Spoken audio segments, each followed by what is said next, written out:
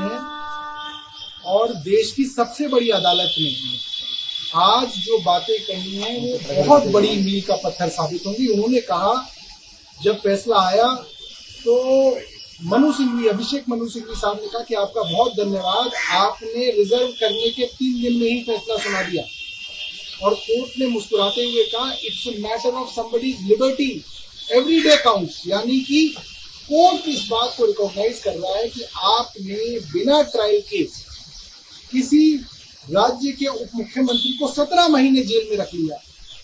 आपने कहा कि 6 से 8 महीने के अंदर हम ट्रायल कंप्लीट कर देंगे, ईडी ने कहा, और 8 महीने बीतने के बाद आपकी ट्रायल शुरू ही नहीं हुई है। तो आप बिना किसी ट्रायल के, बिना किसी फैसले के कैसे किसी को जो है जेल में रख सकते हैं।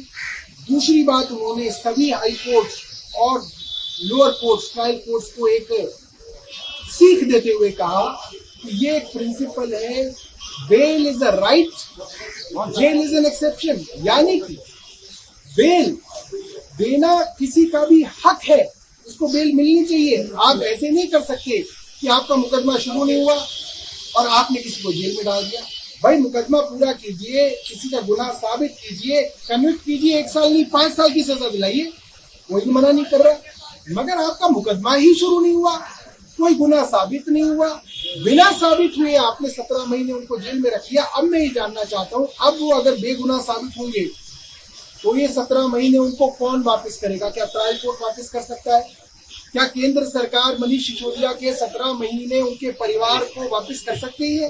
नहीं कर सकती है। इसी बात को सुप्रीम कोर्ट ने अंकित किया और कहा कि ट्रायल कोर्ट्स और हाई कोर्ट बेल देने में जो हिचक रहे हैं ये गलत है। इसकी वजह से सुप्रीम कोर्ट के अंदर बेल से संबंधित मामले बढ़ते जा रहे हैं, सुप्रीम कोर्ट के ऊपर लोड बढ़ रहा है। तो कई बातें उन्होंने कही और सबसे बड़ी और खुशी की बात यह है, सुप्रीम कोर्ट ने कोई कंडीशन मनीष सिसोदिया जी के ऊपर नहीं लगाई। यानी कि वे अपना ऑफिस भी आके जो है दोबारा से ले सकते हैं, अपना काम कर सकते हैं, अपनी कॉन्स्टिट्यूंसी में जा सकते हैं।